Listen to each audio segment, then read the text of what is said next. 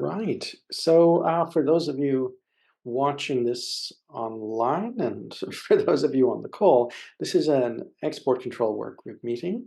And as with all OpenChain meetings, it's subject to the Linux Foundation antitrust policy. You'll find the full policy on our website.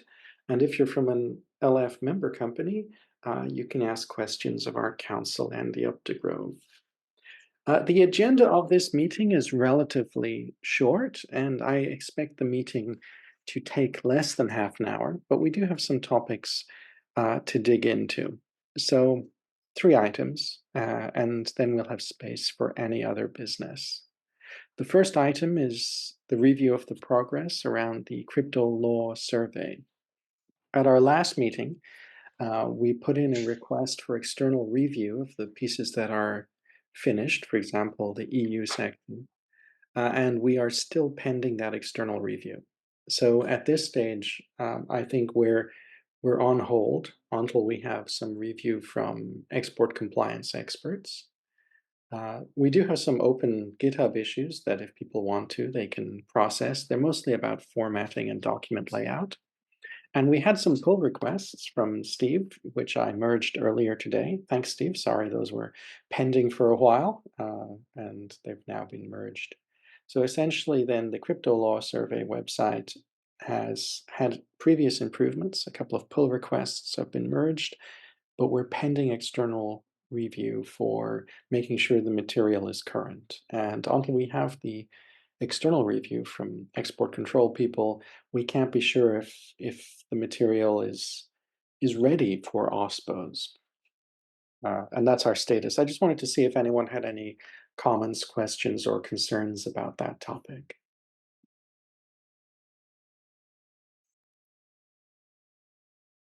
It sounds depressingly accurate to me. Well, yeah, I agree. the good news is that once we do get some external review, we will be able to hopefully go live with a couple of the main chapters and then mark the rest as draft. As a side note on this one, once we're ready to go live with this, with a few of the chapters, do you think it would make sense to just rename the other chapters as draft, or just to put a header in them saying they're draft chapters?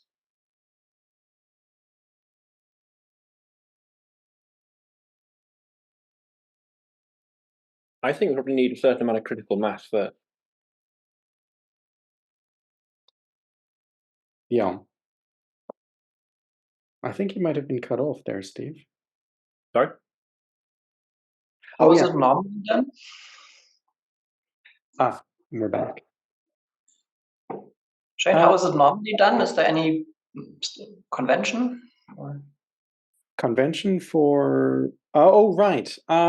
Well, normally there's two options. One is a clear differentiation between material that's ready and not ready, which would mean, essentially splitting the existing data into two places or renaming part of it, like the actual files, and renaming them, making it super clear that some of it's ready and some of it's not. The other would be to hold off on publication until we've got the entire thing done. I'd suggest we probably can't get the entire thing done at once. At best, we can get a couple of chapters signed off.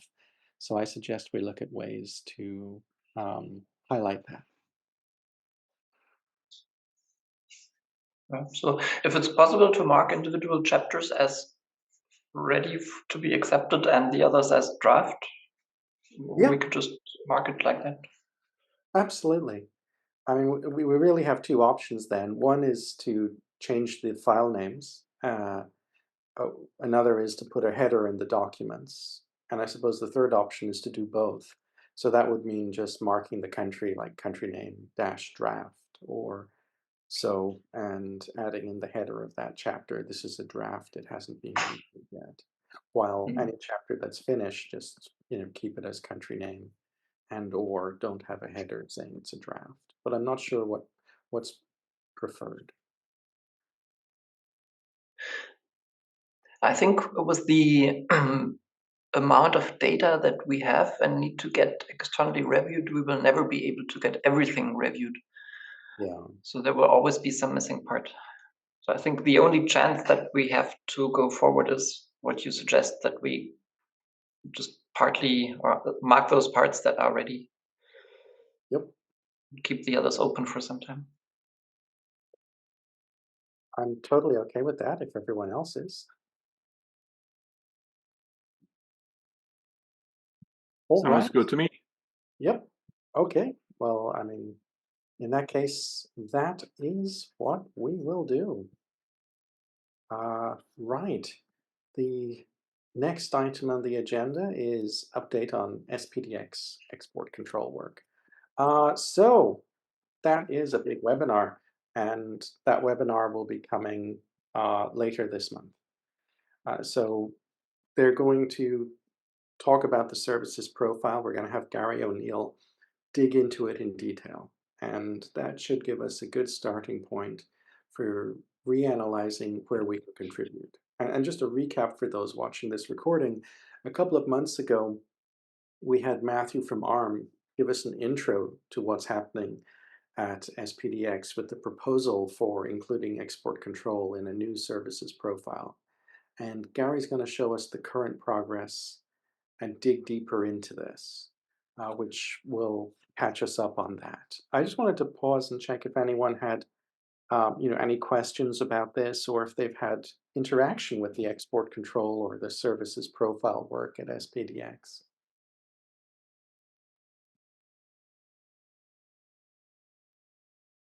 If not, here's my understanding.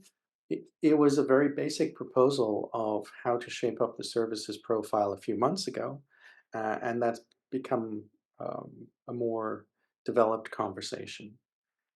So they're making progress, and it looks like SPDX 3 will be out soon. So this 3.1 and services profile is becoming quite important to address.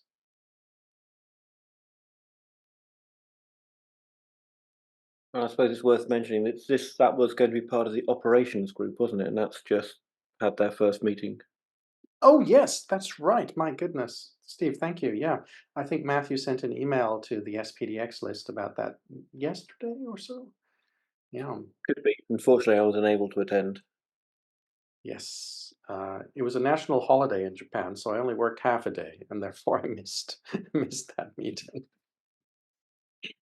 Um, yeah, so the operations mailing list or subgroup of SPDX should be dealing with this going forward, as you said.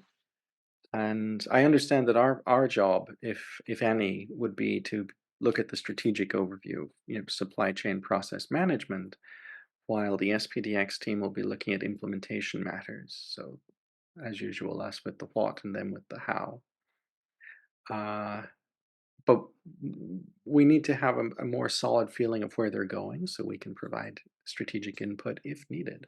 And that's where that webinar later this month comes in. Right. The last thing I wanted to do before any other business today was to flag that the Linux Foundation has a document, and this is just an example document. I'm going to try and get the link for it so I can paste it in. This is just an example of pre-existing material about US export controls. And I wanted to just flag this document out there. I'm going to talk with LF Research and see if they have any more material coming out. But I thought that just flagging this document might be useful in this recording and for this work group as a resource from 2020, I believe, a relatively recent resource, which may or may not be useful for some of the teams dealing with open source and considering export control. And as usual, it should be quite easily readable, so OSPOs and things can take this and run with it. This is a very different approach to crypto law survey, which is digging into the various legislation items that are important. The document from Linux Foundation is more of a guide to contextualizing open source projects and US export control. A little bit different from the nuance of companies and their work with supply chain and product management per se, but it's there and it may be useful. Okay, so then the crypto law survey, external expert review needed. We're still pending that, but a couple of chapters are done. We've had some cleanup and tidy up, some merged pull requests.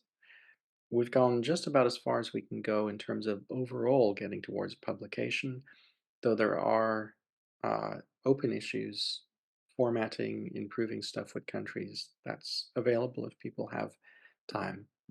Export control work group, well, they've made progress, as Steve pointed out. They just had an operations meeting, and we'll find out everything later this month so we can think ahead about how we could help.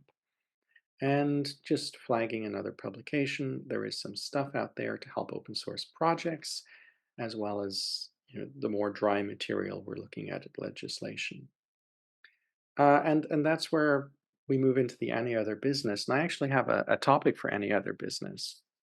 The topic I'd like to raise is, where do we go next? We have a relatively time-constrained group here. Everyone is limited in how much they can do on things like editing documents and so on. We do have activities like SPDX, which we may be able to strategically contribute to, but I think we probably need to do two things for this work group moving forward.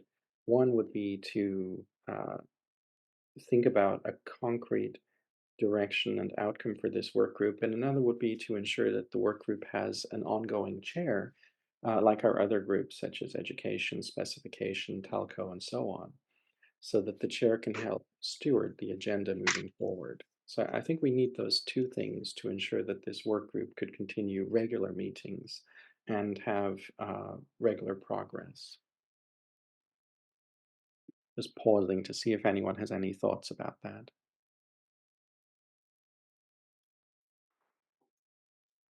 I agree that we do need to do the whole election thing. We should be in the same boat as all the other OpenChain groups. Yes, for better or for worse. That wasn't supposed to be any kind of opinion. It's just I know, I'm teasing. pre-coffee, haven't really got words sorted out yet. Oh gosh, it is early there. Yeah.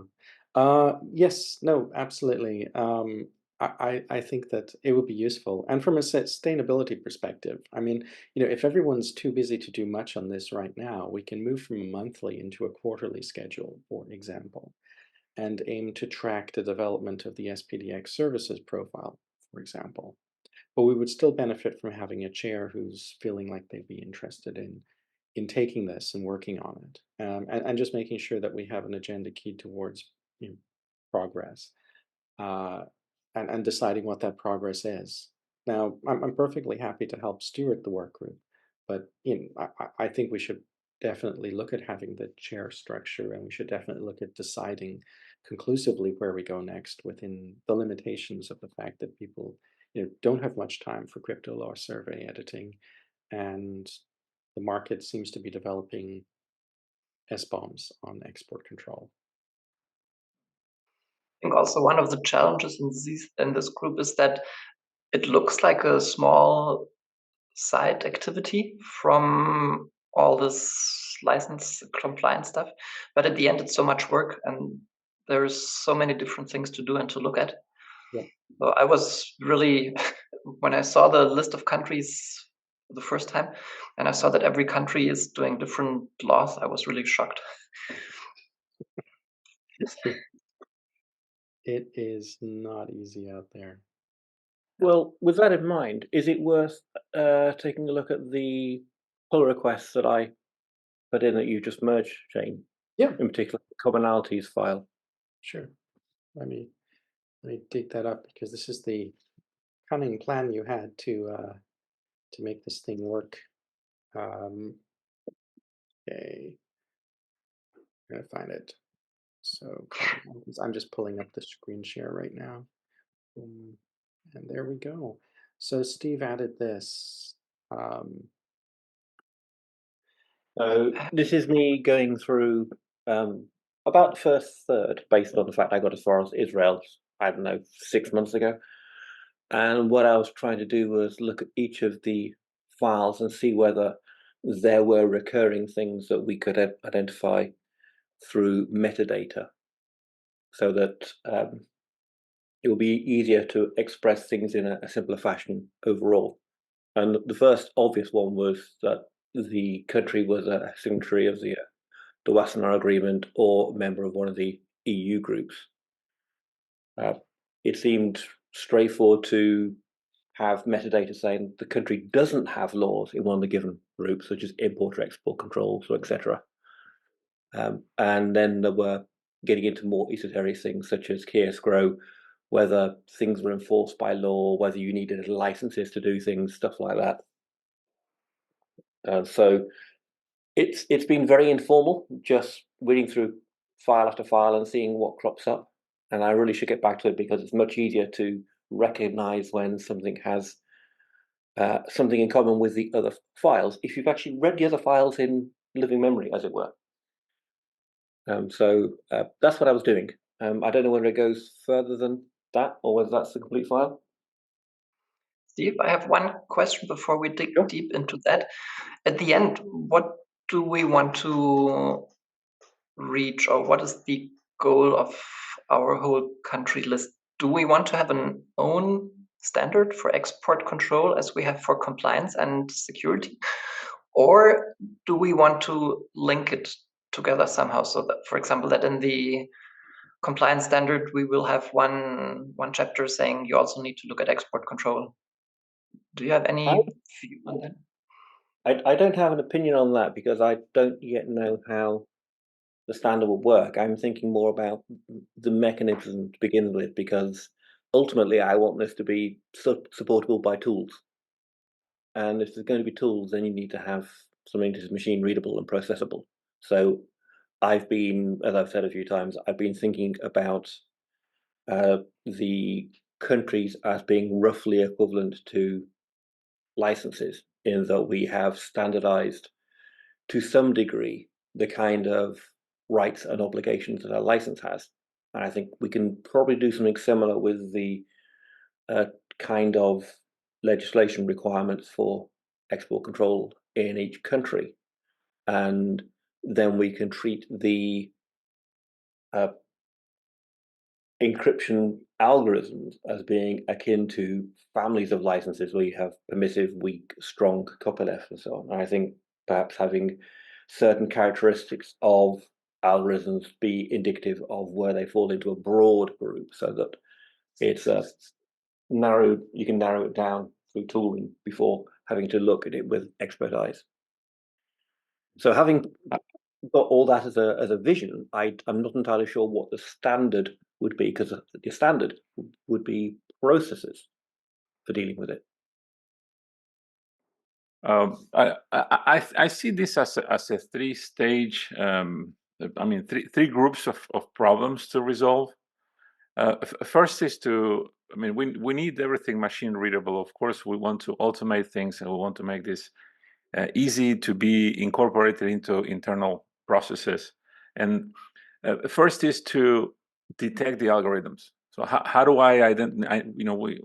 We have contributed this list of algorithms, and along with that, we have the rules for detecting these algorithms. That's an open source project.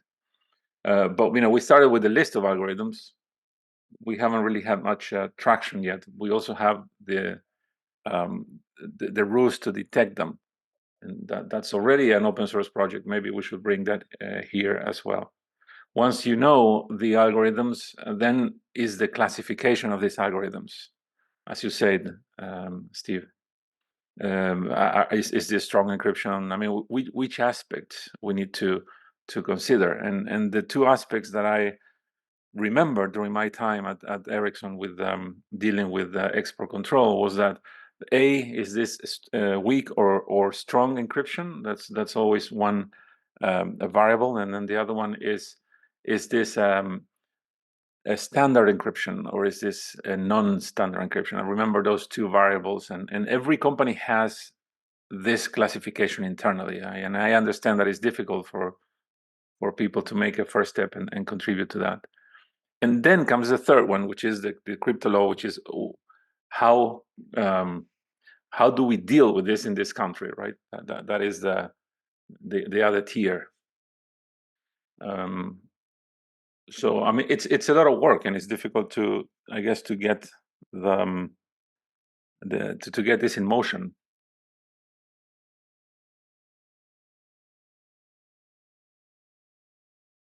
I don't disagree. I haven't looked at the stuff you've done with the encryption algorithms, primarily because it's not my area. Other people understand it much better than I do. And I thought, well, I can read the text file. Yeah, of course, yeah. You know, one thing, this is part of our mining software, which is all open source, but it's an application that does a lot of things, including the detection of the cryptographic algorithms. And we are working on disengaging that and having that as a separate project so that it will be easier for people to contribute. I have to check. So we're supposed to get an update on that, but that's just the beginning, right? Then there is okay. Once I know the algorithms, where is the classification, and that will require something like you know what OSADL does with licenses. You know, Yes. the breakdown. I mean, we need something like that for cryptographic algorithms, so that there is some common understanding on what do they mean. Like, you know, they have this flag. Is this copyleft or not? Is this? I mean, there's a lot of thought behind that and consensus to define and maintain that metadata, that data set. And then comes the crypto law, of course, which is another layer of complication because every country has a different way of seeing this. So it's a nice problem, but you know, as you say, we're all busy with stuff, and it's difficult to get traction.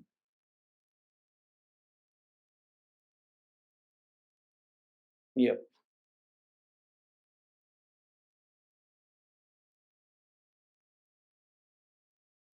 So I'm with all of that in mind, I'm happy to, in theory, continue reading along with these files and updating this metadata one. I don't know when I'll be able to make progress on it, but I do hope to at some point.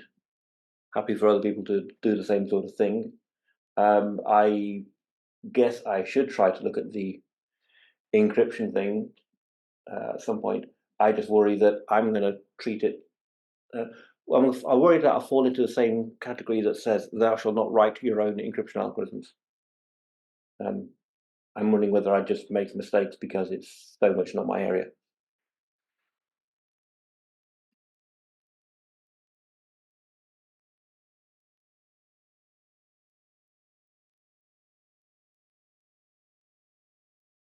Would it be useful, but this is something that I'd have to ask, you know, the conversation to go elsewhere. Would it be useful to have um, a webinar just showing where we got to in export control to solicit feedback and interest from other parties?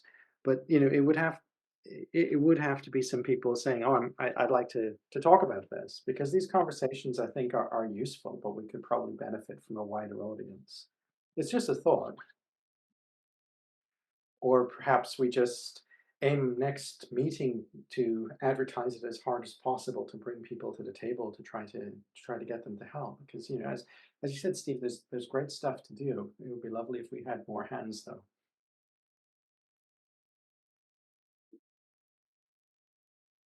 Well, how Yes, I about, suppose we could try it.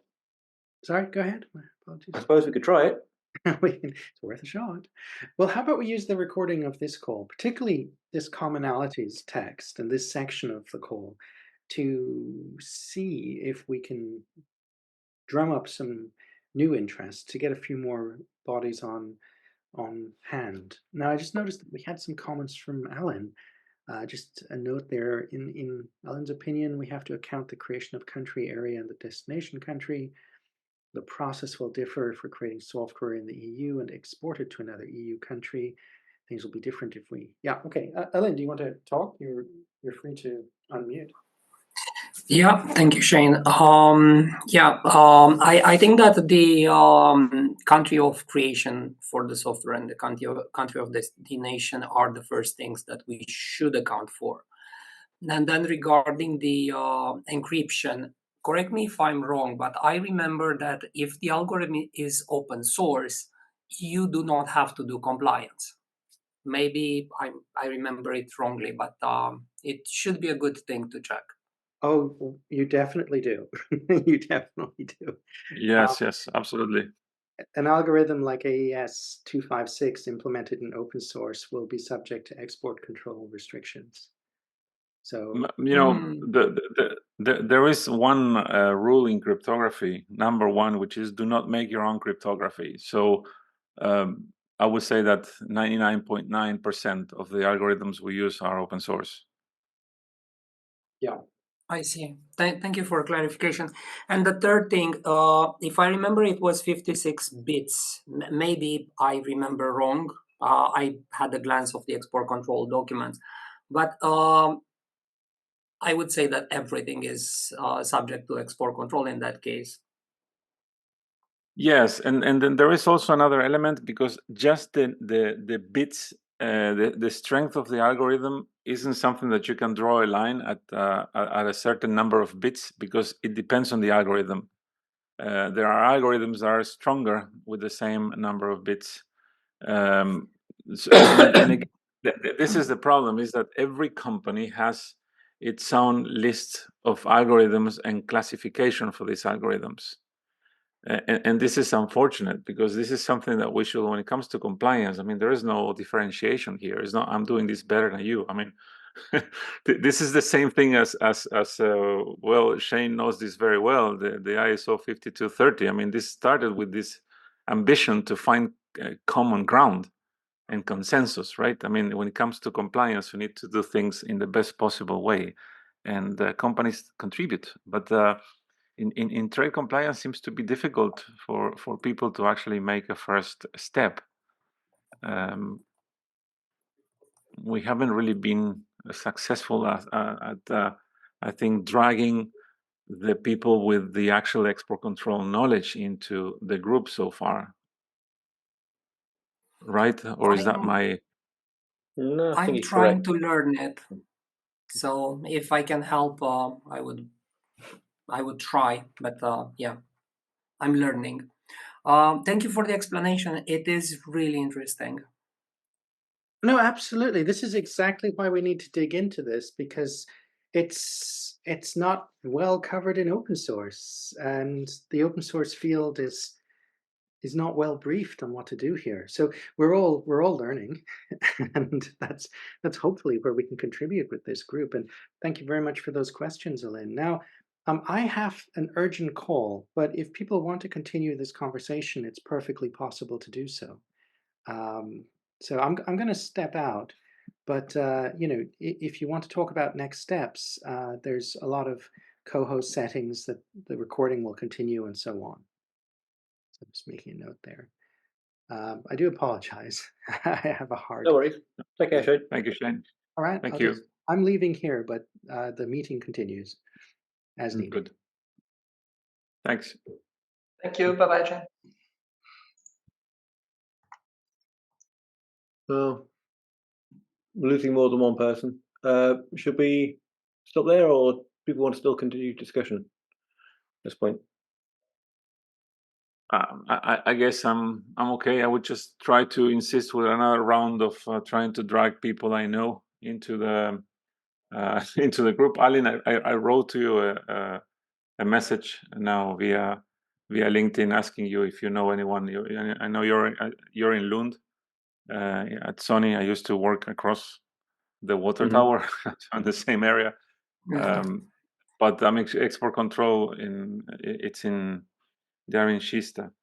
And I don't know. I mean, if you are close to anyone who maybe you can try to convince into coming to this meeting, it's difficult. It's difficult because I mean, I understand. I mean, when it comes to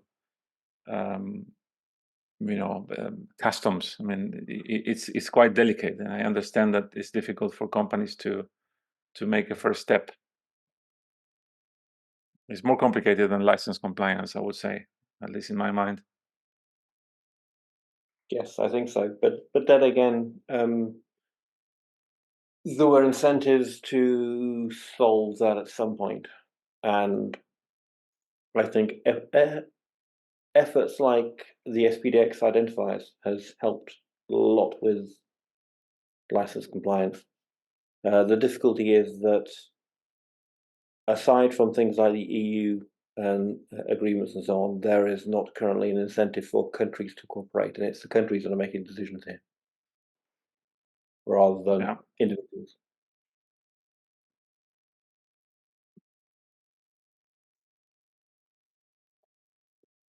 And unfortunately, we can't do the whole domination thing because it's a Linux Foundation group, and therefore that probably counts as some kind of antitrust thing. Yeah. Shall we take this idea from Shane to bring up this subject export control again in one of the compliance groups and advertise it to get more people? I think so. I think that's a good idea. And I mean, from my side of the world, I see when talking to companies looking at fixing their license compliance, it is more and more common that they actually worry about export control, and I hear that very often. While a few years ago it was just something totally different. It was quite distant, and then there is another element also that I hear all the time. The need for detecting export cryptographic algorithms is input not just for export control, but also for quantum safety. Companies start to worry about the quantum safety of their products, and identifying the algorithms in use is another use case for the same problem, right? So I see that this is actually getting a lot of attention. And Alin, you come from the open source world also, right? And you're into export control. So that's yet another indicator that these worlds are actually getting closer and closer. Yes, but unfortunately, as I said previously, I'm learning. So yeah, it's a learning experience.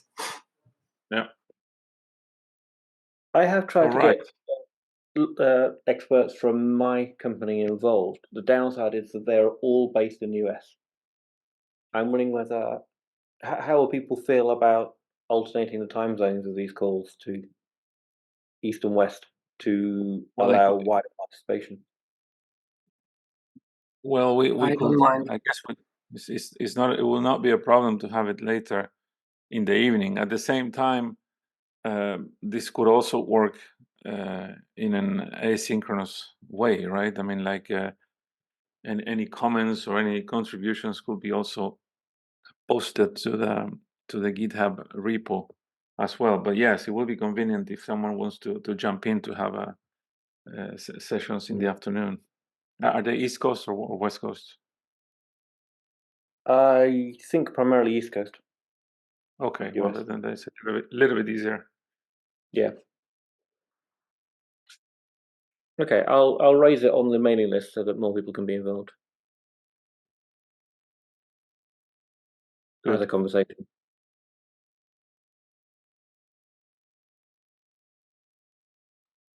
Okay, have we made it to the end? All right, I think so. Seems like we cannot really achieve much more in this event. No. All right. Okay, Thank you everybody. Bye bye. Okay. Thank you all. Bye bye.